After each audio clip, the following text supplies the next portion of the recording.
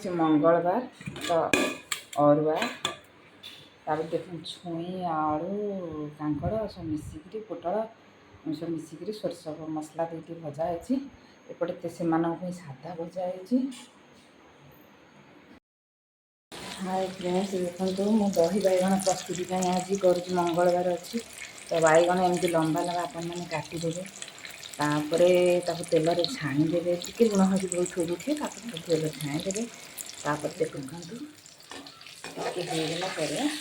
आपण मैंने छाणीदे एमती छाणी देते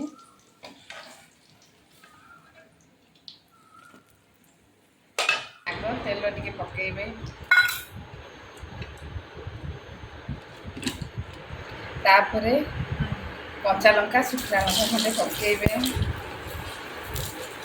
पंच फुटण टे पकेबे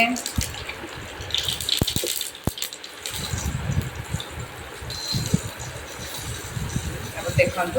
यहाँ है दही लंका गुंड लुण टे हल्दी टे पकई आपको पकईदे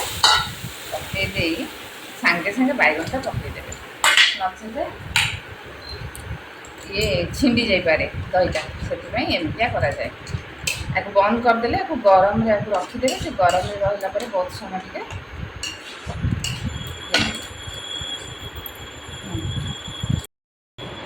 देखो भृषंग पत्र टे पकईदे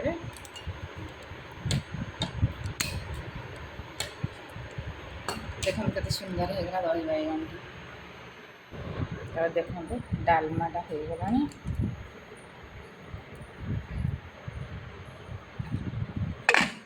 एपटे दही बैगन रेडी